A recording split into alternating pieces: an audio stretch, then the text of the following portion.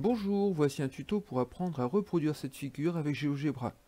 Notamment, nous allons voir comment tracer un angle de 105 degrés, de 122 degrés, et même en fin de vidéo, on verra comment mesurer un angle déjà tracé, comme l'angle EDC par exemple. Alors nous allons commencer par tracer le segment AB de 7 cm de longueur. Donc nous allons ici chercher l'outil segment de longueur donnée.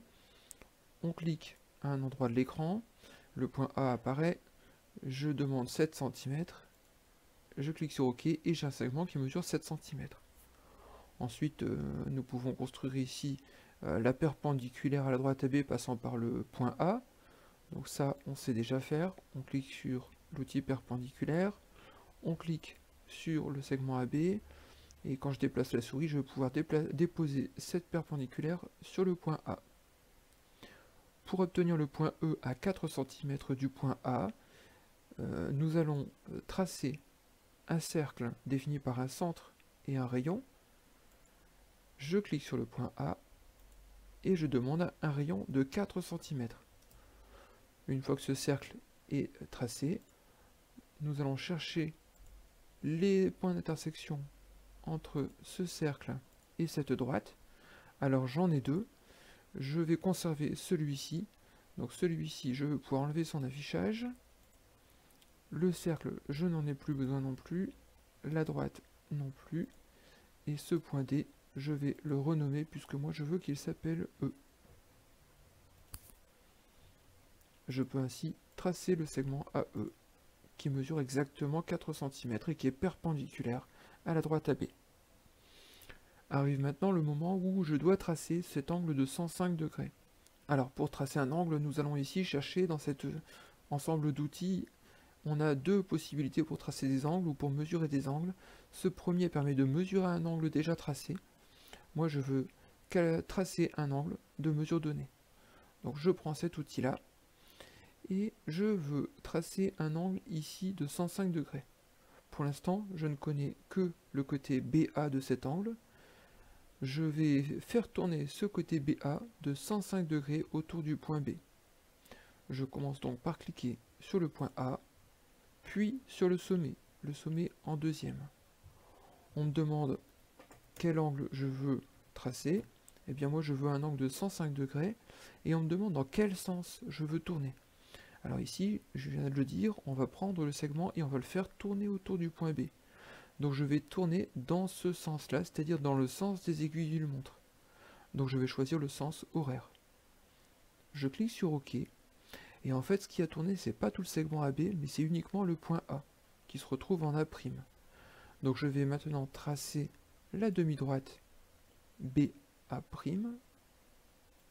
Pardon, je recommence. BA'. Et sur cette demi-droite, je vais devoir placer le point C. Le point C, il est à 4 cm du point B, puisque ici, j'ai un codage qui m'indique cette longueur. Donc comme tout à l'heure, je clique, je cherche à tracer un cercle dont je connais le centre et le rayon, je clique sur le point B, je demande un rayon de 4 cm, et j'obtiens ici l'intersection du cercle avec maintenant une demi-droite, donc je n'ai qu'un seul point d'intersection, que je renomme et que j'appelle C. Je peux supprimer l'affichage du cercle, je peux aussi enlever l'affichage de la demi-droite et du point A', et ne conserver que le segment BC. Et bien je vais faire exactement la même chose pour l'angle de 122 degrés. Je clique sur angle de mesure donné, je clique sur A, je clique sur le sommet de l'angle E, je veux un angle de 122 degrés, mais cette fois-ci je vais tourner dans le sens inverse des aiguilles d'une montre, donc sens anti-horaire. C'est fait, et là j'ai beaucoup de chance puisque le segment ED doit mesurer autant que le segment EA, donc quand je fais tourner le point A, j'obtiens le point A'1 que je peux tout de suite rebaptiser D, puisque c'est exactement le point que je cherchais à obtenir. Je trace ce segment-ci, et je termine ma figure.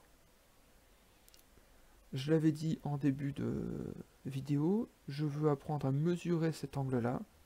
Eh bien, je vais aller chercher le deuxième outil sur les angles, ici.